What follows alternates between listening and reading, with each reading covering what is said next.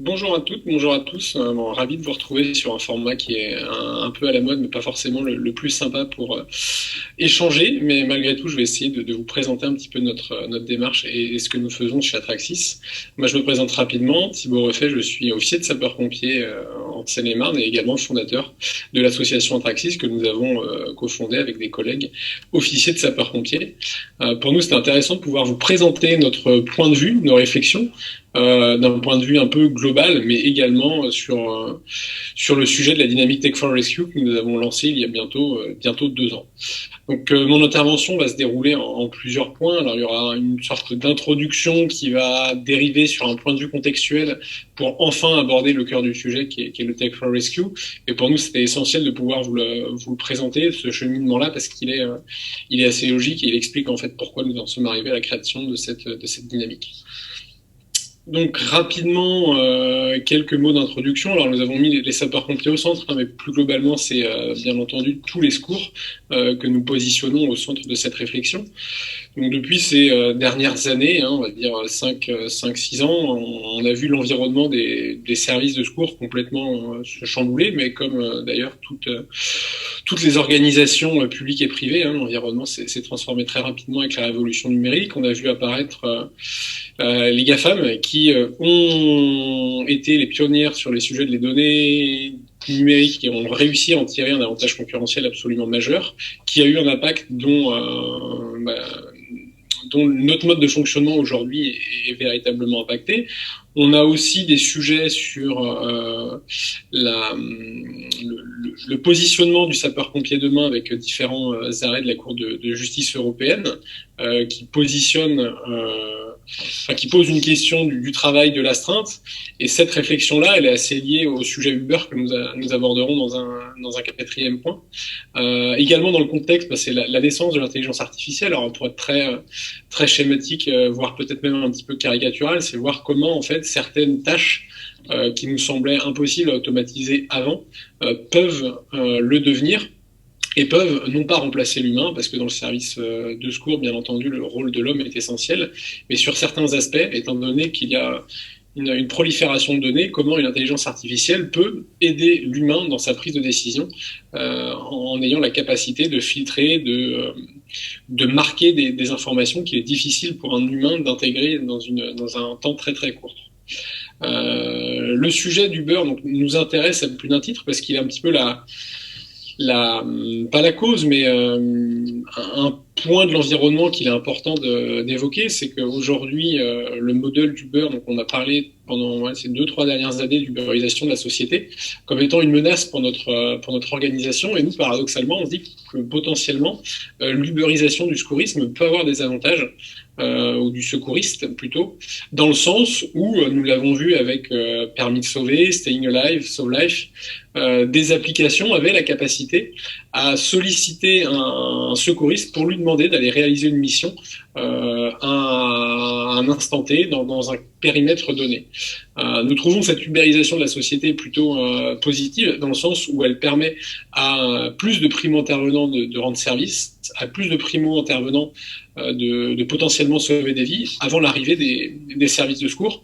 Et donc pour nous, cette évolution via l'uberisation est un sujet d'un point de vue secouriste qui nous semble très intéressant et qui vient perturber un peu le mode de fonctionnement de nos organisations. Parce que la loi qui a permis de reconnaître le statut de citoyen sauveteur est quand même très récente et en fait on a instauré dans le marbre le fait qu'une personne qui est stimulé, à qui on envoie un push pour aller délivrer un service de secours, et ben, il est reconnu et il a même un statut dédié aux yeux de la loi. Donc c'est vraiment une évolution qui est importante et qui pour nous est très positive. Deux autres sujets qui nous semblent intéressants de mettre dans le contexte, c'est la génération Y et Z qui arrivent, qui elles sont très très très tournées vers le numérique et pour qui le numérique est même pas un choix ou un questionnement, c'est juste un état Ils sont nés dedans, ils ont un rapport au numérique qui est comme notre génération avec le pétrole ou l'électricité, pour être très schématique. Et du coup, c'est comment on arrive à tirer profit de ce rapport au numérique de la génération qui arrive pour permettre aux services de secours de continuer à maximiser le résultat sur leur mission et à sauver des vies, et à permettre également aux intervenants d'intervenir dans les conditions les plus safe possibles. Un autre sujet qui est également très lié au contexte numérique, c'est la multiplication des données, ce que j'évoquais tout à l'heure, et comment ce big data, cette multiplication de données qui vont être générées par tout un tas d'organisations, d'écosystèmes, comment on peut, nous, services de secours, en tirer le maximum profit, non pas pour créer de la valeur au sens commercial du thème, mais pour créer de la valeur d'un point de vue secours, et donc gagner du temps et essayer de maximiser les impacts. Pour nous, c'est vraiment les deux sujets du numérique. Pour le secours, c'est on va gagner du temps et on va maximiser les impacts. Donc comment on arrive aujourd'hui à essayer, vu le contexte que nous avons décrit à l'instant, tirer profit du numérique et non pas le vivre comme une menace. Du coup, on considère que pour réussir à saisir toutes ces opportunités dans l'écosystème qui nous entoure, il va forcément falloir, sur certains aspects, sortir du cadre et essayer de penser un petit peu différemment, et voir comment on peut maximiser l'impact de nos actions dans un environnement qui bouge, qui est très très dynamique, et pour lequel nécessairement ça présuppose un changement de cadre et un changement sur certains aspects de référentiel. Pour nous, il y a deux paramètres du coup qui sont assez liés à ce changement de cadre et à ce changement de contexte. C'est tout d'abord la thématique de l'intelligence collective, à savoir que dans un collectif, forcément, il y a des capacités intellectuelles, il y a des capacités cognitives qui sont différentes et qui doivent être différentes, sinon ça n'a que peu d'intérêt. Et cette intelligence collective aura pour objectif d'essayer de résoudre des problèmes de plus en plus complexes et globaux. Et comme nous l'évoquions tout à l'heure, les problématiques que nos organisations vont rencontrer dans les années à venir, elles le font déjà, vont être des problèmes de plus en plus complexes et de plus en plus globaux. Et ce sera impossible de penser qu'un profil aura la capacité à résoudre le problème parce qu'il est très brillant. Aujourd'hui, être brillant, ça ne suffit plus. Aujourd'hui, c'est réussir à créer du lien entre les personnes les plus brillantes possibles, et brillantes pas forcément d'un point de vue intellectuel, mais aussi d'un point de vue cognitif, d'un point de vue expérience, d'un point de vue connaissance, pour réussir à créer du lien et à permettre à nos organisations de résoudre ces fameux problèmes complexes et globaux. Il y a quelque chose qui est intéressant de noter sur le sujet de l'intelligence collective, c'est l'accumulation des connaissances et le schéma de Mark Rosenberg, donc chercheur américain, qui précisait, alors c'était dans les années 2010, que globalement, le volume de la connaissance était en train de complètement exploser. Et à titre indicatif, il précisait que dans les années 1900, les connaissances et les volumes globaux de connaissances doublaient chaque siècle, alors qu'aujourd'hui, on est plutôt dans un schéma où les connaissances vont avoir tendance à doubler tous les jours. Qu'est-ce que cela implique? Ça implique énormément d'incertitudes, parce que si tous les jours il y a de nouveaux champs de possibles, et ça perturbe l'organisation. Et ce que ça implique d'un point de vue connaissance, c'est que certes elles vont s'accumuler, mais surtout il va y avoir une fragmentation des savoirs. C'est-à-dire que quelqu'un aura du mal à être généraliste parce que l'organisation aura besoin de tout un tas de connaissances en son sein pour pouvoir gérer les fameux problèmes complexes et globaux. Et il y a un deuxième autre sujet qui vient, c'est l'hyperspécialisation. C'est-à-dire que demain, pour réussir à être au top dans l'organisation, il faudra réussir à jongler entre des profils qui arrivent à être non pas généralistes, mais à gérer de l'interdisciplinarité et à faire vivre un collectif avec tout un tas de profils, et à réussir à faire monter en compétence des gens qui vont être très spécialisés, mais pour qui les problèmes globaux vont avoir un petit peu de difficulté à être perçus parce que eux sont vraiment dans une niche ultra précise. Donc la difficulté des organisations à venir pour nous, c'est de réussir à jongler entre une hyper spécialisation, une fragmentation des savoirs, et réussir à créer au sein d'un collectif les conditions suffisantes pour que toute cette connaissance qui se multiplie au quotidien arrive à générer de la valeur et arrive, pour nous, services de secours, à sauver plus de vies. On fait un petit parallèle, alors qui est caricatural, on en convient, sur le fonctionnement d'un service d'incendie et de secours dans les années 90-2000. Alors, d'un point de vue très caricatural, on considérait qu'il y avait d'un côté du droit public, parce que le SDIS c'est un établissement public, qu'il fallait un peu de science de l'ingénieur pour tout ce qui était hydraulique, sciences des matériaux, sciences de la construction, etc. Et puis un sujet science du risque, parce que voilà, le risque est au cœur des enjeux des services de secours. Et puis en fait, finalement, on voit que les interactions entre ces trois grands pôles de connaissances sont assez simples, parce qu'il y en a que trois, et puis que finalement, avec un petit peu d'expérience, on peut réussir à avoir une bonne connaissance de ces trois sujets, tout du moins dans les années 90-2000, et encore. Nous, on a appliqué un petit peu le modèle de Mark Rosenberg sur ce que pourraient être les SDIS dans les années 2020, on pourrait même le mettre à jour. C'est bien entendu le pôle sciences du risque, sciences de l'ingénieur et droit public restent présents, mais ils sont peut-être plus forcément prédominants. Et puis surtout, ce qu'on voit, c'est qu'il y a tout un tas d'autres sujets qui arrivent dans l'environnement. Et comme on l'évoquait, le fait qu'il y ait tout un tas d'autres champs de connaissances qui viennent avoir un impact dans l'organisation secours, ça va faire naître un un bordel qu'on peut voir sur ce schéma, et cette complexité, dans des mots un peu plus jolis, cette complexité là, c'est un vrai enjeu, et c'est comment notre organisation va être en capacité de gérer cet enjeu. Ce qu'on voit également sur cette image, c'est qu'il y a des champs en fait qui sont pas encore vraiment identifiés. Et nous, on pense que pour être au top, l'organisation, elle doit être en capacité de prédéfinir des sujets qui potentiellement demain vont avoir un impact pour elle, et de commencer à les étudier comme des vraies opportunités avant que ce soit déjà le cas depuis 3 ou 4 années. Et du coup, ça présuppose un état d'esprit de l'organisation de veille, d'opportunisme, dans le bon sens du terme, qui nécessite le fait de sortir du schéma que je vous ai présenté là, qui est très stable, qui va pas bouger dans le temps, et sur lequel, si on se fige, on risque de passer d'à côté de tout un tas de thématiques.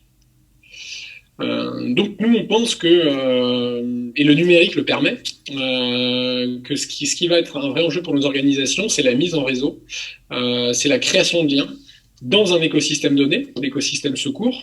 Et là encore, l'écosystème secours, il est très fragmenté, donc le sujet de la mise en réseau est un vrai sujet, parce qu'il y a les sapeurs-pompiers, bien entendu, professionnels volontaires, il y a la SNSM, il y a la Croix-Rouge, il y a des gendarmes en montagne, des CRS sur les plages, également en montagne.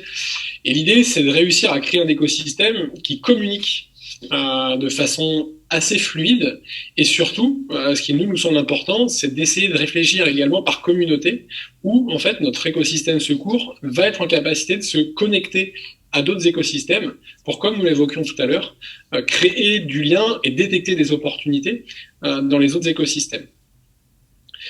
Un deuxième sujet qui est très très lié finalement, c'est l'innovation. D'un point de vue très synthétique, pour nous, l'innovation, c'est une nouvelle idée, réalisation concrète, besoin utilisateur, et aussi, on pourrait le rajouter, la dissémination. Une innovation qui répond aux besoins d'un utilisateur et qui reste dans sa caserne, par exemple. Pour nous, on a loupé une étape qui est de rendre l'innovation utile sur l'ensemble du territoire. Et il y a un autre aspect pour l'innovation, qui est l'avantage concurrentiel. Alors, avantage concurrentiel, ça peut bien entendu faire penser au secteur du privé, mais nous l'entendons plutôt comme avantage concurrentiel dans le sens où l'organisation va essayer de maintenir au maximum un lien avec son environnement pour éviter une décorrélation, être complètement hors sol de son environnement, et donc à terme, même pas d'avoir un avantage concurrentiel, mais d'être complètement largué dans son écosystème parce qu'elle n'a pas su justement s'adapter.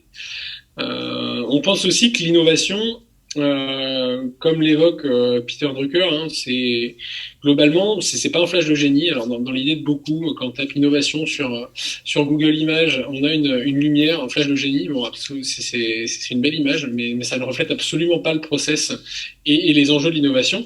Peter Drucker précise que l'innovation, c'est pas flash de génie, justement, mais que c'est un travail difficile, et que ce travail-là, il doit être organisé comme une activité régulière de chaque unité de l'organisation et à tout niveau du management.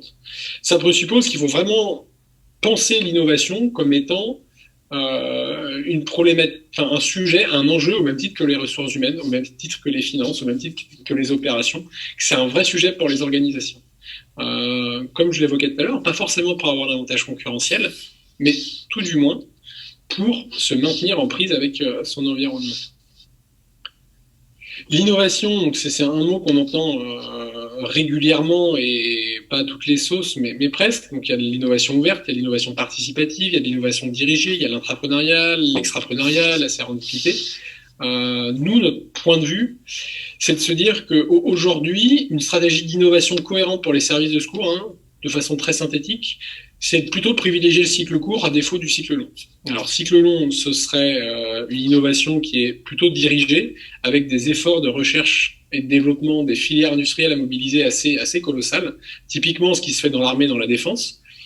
Et nous, on pense que les services de secours, on n'a pas la puissance de la santé, on n'a pas les puissances du secteur de l'armée ou de l'automobile, et que globalement, cette innovation de cycle long, elle est tellement consommatrice de ressources que ça pourrait être piégeux de mettre trop de ressources justement dans cette dynamique. Et on pense que pour les services d'incendie et de secours, s'il faut le faire juste sur la thématique de la lutte contre les incendies, qui a priori, si nous investissons pas dans une recherche de cycle long sur cet aspect-là, peu d'autres organisations le feraient.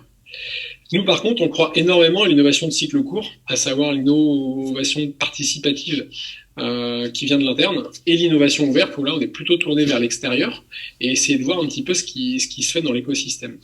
L'innovation participative, c'est quelque chose d'assez connu, d'assez ancien. Hein. Dans l'armée, notamment, c'est vraiment très, très, très ancien. C'est une pratique qui est complètement intégrée.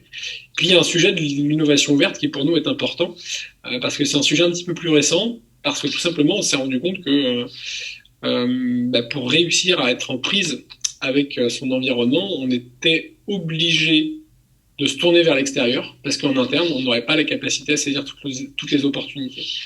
Donc l'idée, c'est d'essayer d'organiser, de structurer cette fameuse veille en extérieur pour être en capacité, une fois qu'on a fait de la veille, on a détecté la prochaine étape, c'est comment je l'intègre dans mon organisation. Et cette étape d'intégration, c'est pas la plus évidente, loin de là, parce que l'organisation a son rythme de vie courante,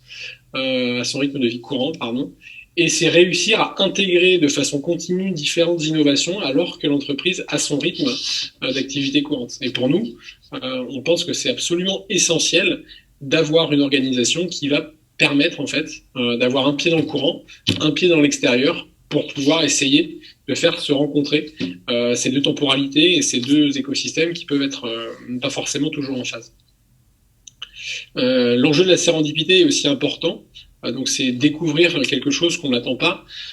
Ça présuppose, comme pour l'innovation verte, hein, et c'en est un petit peu quelque part, c'est de veiller son écosystème et puis parfois de se rendre compte qu'il y a quelque chose qui est intéressant auquel on ne s'attendait absolument pas. Et surtout, c'est comment on s'en saisit et comment on l'intègre au service de la création de valeur dans l'organisation. Tout ça pour nous amener à la dynamique tech et secours. Tout simplement parce que nous pensons que la dynamique tech et secours est très liée au contexte que je viens de vous présenter. C'est-à-dire que l'accélération du temps est liée au numérique et que on peut tirer de vraies opportunités de cette révolution numérique pour les services de secours, à condition qu'on se place dans une dynamique d'organisation où l'intelligence collective a sa place et où on se place dans une dynamique où on va veiller les opportunités pour essayer de les saisir et de les intégrer. Nous, c'est vraiment ce constat que nous avons fait et nous avons du coup décidé de créer la dynamique tech et secours. En fait, en échangeant, donc ça fait 4 ans qu'on existe bientôt, on a échangé avec beaucoup d'acteurs publics, privés, grands groupes, start-up. Et en fait, on s'est rendu compte de quelque chose, c'est que les acteurs tech, alors du très gros comme du Google, Waze, ou du très petit comme une start-up X où il y a une seule personne à mi-temps, globalement, elles connaissaient mal le secteur du secours. parce que le secteur du secours était à leurs yeux en fait ce qu'ils voyaient sur W9. Pour être très caricatural, donc forcément W9 ne représente pas la réalité, représente une réalité journalistique, mais ne représente pas la réalité des équipes sur le terrain. Et donc du coup, l'idée ça a été d'essayer de se dire bon, voilà, les acteurs du secours ne nous connaissent pas bien, nous. Les acteurs tech, pardon, ne nous connaissent pas bien, nous, acteurs du secours. Et puis, paradoxalement, en échangeant aussi en interne, on s'est rendu compte que les acteurs du secours, ils étaient pris dans leur rythme courant. L'objectif, c'était de se former et de délivrer du secours. Ils avaient 2-3 sujets d'achat de matériel, des choses très courantes. Et finalement, sur certains sujets, en fait, on avait 3 types de profils. Des profils assez rares, technophiles, qui a envie de numériser tout, d'être dans la révolution au sens large. Donc vraiment avec un côté très allant, mais parfois peut-être un peu trop dangereux, parce que c'est pas la techno qui va tout faire. La techno est un outil de transformation, la techno n'est pas un objectif à atteindre. Donc ça, c'était le premier type de profil. On avait un deuxième type de profil qui était plutôt dans la technophobie, en disant non, mais de toute façon, le jour où il n'y a plus Internet, où il n'y a plus d'électricité, ça ne marchera pas. Donc on reste sur des choses qui sont très résilientes, à savoir le papier et le crayon. Je caricature, hein, là encore. Donc l'idée, c'était de se dire... Waouh, oui, effectivement, c'est plus résilient un papier, un crayon, mais on n'est peut-être pas forcément tout le temps en rupture d'Internet et en rupture d'électricité. Donc, comment on arrive à en tirer parti lorsque ça fonctionne? Et puis, si jamais ça fonctionne pas, bah, bien sûr, il faut penser à de la redondance et d'avoir un mode de système dégradé, soit qui reprend le fil Internet, entre guillemets, et l'électricité, soit un système non pas de redondance, mais de compensation, où en fait on rebascule sur un mode très primaire que l'on avait il y a quelques années. Et puis un troisième type de profil qui était en fait la plus grande majorité, qui était un petit peu entre les deux et qui n'était pas forcément acculturé typiquement aux enjeux de l'intelligence artificielle, à ce que ça pouvait faire, à la réalité augmentée. Tous ces sujets-là, il les percevait pas forcément. Et du coup, on s'est dit, bon, on a les technophiles, eux, va plutôt falloir les freiner, dans le sens où non, l'outil va pas tout changer. Il faut d'abord repenser l'organisation pour après être en capacité d'intégrer l'outil qui va bien. Donc plutôt des gens sur qui on va pouvoir s'appuyer, mais on va les calmer un petit peu. Des technophobes pour lesquels il va falloir expliquer que effectivement, faut pas y aller les deux pieds dedans et penser que on n'a plus besoin de redondance et que le papier et le crayon c'est fini et que le numérique va tout faire à notre place, absolument pas. Et puis la grosse majorité, plutôt essayer de les acculturer en leur disant voilà ce qu'il y a, voilà quels sont vos points de blocage, vos irritants de terrain, et l'idée c'est d'essayer de voir s'il n'y a pas les technologies qui peuvent vous permettre de lever certains irritants de terrain. Donc l'idée de la dynamique des quais secours a été finalement d'essayer de créer une sorte de pont entre d'un côté les acteurs tech qui nous connaissent sur le prisme W9 en quête d'action et des acteurs du secours qui ont une perception en fonction un peu différente. Et du coup, essayer de créer une sorte de dynamique, de bannière où les gens peuvent se dire mais en fait je suis pas le seul, je vais pas avoir de difficultés parce que je vais m'intégrer dans quelque chose d'un peu plus global et je serai pas seul au milieu du désert avec mon application smartphone pour essayer de sauver des vies. En fait, non, je vais rentrer dans un collectif. Et ce collectif, c'est ce qu'on essaie d'animer du coup depuis bientôt 2 ans et demi avec cette dynamique-là, pour essayer de créer des ponts au quotidien. C'est acculturer les acteurs du secours en leur disant, voilà, comment fonctionne, la dynamique d'une start-up, a priori, n'est pas exactement la même dynamique que l'administration. Donc il faut réussir à essayer d'acculturer tout le monde à un niveau commun pour que les gens, quand ils échangent, ils arrivent à se comprendre. C'est d'essayer de trouver des moments où les gens se rencontrent pour s'acculturer, pour connaître les technologies, pour connaître les services de secours, pour connaître les difficultés d'une start-up qui a une durée de vie qui n'est pas celle de l'administration. Parce que lorsqu'on est lorsqu'on est une administration et qu'on va dire à une start-up, c'est super, mais revenez dans 6 mois parce qu'aujourd'hui je suis pas dispo. 6 mois dans la tête d'un fondateur de start-up. 6 mois, c'est colossal. La survie est même en question au bout de 6 mois. Donc l'idée, c'est d'essayer de faire prendre conscience à ces acteurs qui, de notre point de vue, ont énormément de valeur à créer ensemble, essayer de les acculturer les uns aux autres, essayer de trouver des cas d'usage qui sont assez concrets et assez simples pour montrer qu'en collaborant, qu'en passant du temps ensemble, on a de belles choses à faire au service des secours. Et du coup, on a lancé cette dynamique au mois de mai dernier à Station F, en mai 2019 à Station F, avec des acteurs publics et privés, avec vraiment cette ambition de dire, voilà, il y a une bannière qui existe, vous êtes start-up, vous êtes grand groupe, vous êtes acteur du secours, vous avez envie de vous poser des questions autour de ces sujets-là, ben, nous, on vous propose une organisation qui va essayer de fédérer cette dynamique. Dans la dynamique des quais secours aussi, on a une actualité qui est assez intéressante. La région Île-de-France et BPI France nous ont fait confiance et on a lancé avec eux un appel à projet qui va permettre de cofinancer des expérimentations entre des entreprises franciliennes principalement et les 4 services départementaux d'incendie et de secours de la Grande Couronne, que sont le SDIS des Yvelines, le SDIS de la Seine-et-Marne, le SDIS du Val d'Oise et le SDIS de l'Essonne. Parce que nous avions en fait identifié une difficulté, c'est que les services d'incendie et de secours se posaient des questions et avaient des difficultés de prendre un risque pour tester un nouvel usage, un nouveau cas d'usage. Et la start-up disait, bah oui, mais enfin, vous voulez pas prendre le risque, mais moi, je vais avoir du mal aussi à le prendre parce que j'ai plutôt un modèle qui est d'accélération et partir haut et fort de façon très caricaturale. Et puis les services de secours, c'est un marché qui est particulier, sur lequel on va s'installer dans le temps long, où la confiance, les rapports humains sont importants. Et du coup, il y avait un petit peu ce contraste-là.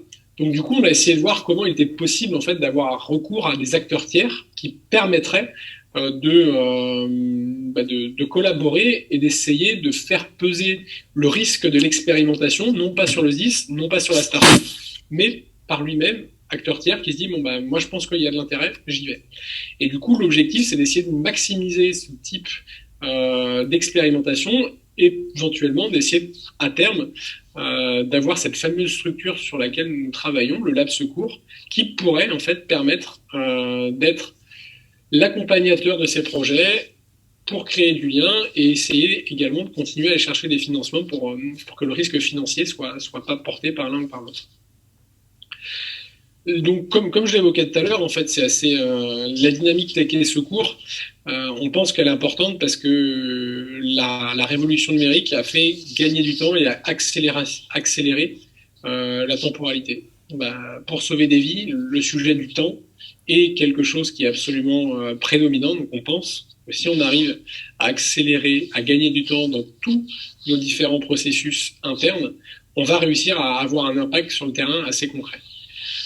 On pense également que notamment les données ou d'autres technologies peuvent avoir la capacité de maximiser l'impact, que ce soit sur des suivis de pathologies, que ce soit sur de la formation. Le numérique permet une démultiplication qui va massifier les impacts dans nos activités. Et ce qu'on pense également, c'est que tous ces sujets des nouvelles technos, elles ne doivent pas nous déconcentrer du rôle humain du secours, alors que ce soit dans le secours à personne où il y a une interaction qui est très importante avec la victime et son environnement, ou que ce soit dans des situations de secours plutôt pompiers. L'humain a un rôle très très très important et l'idée c'est surtout pas de le remplacer au profit d'un algorithme, d'une machine ou des données.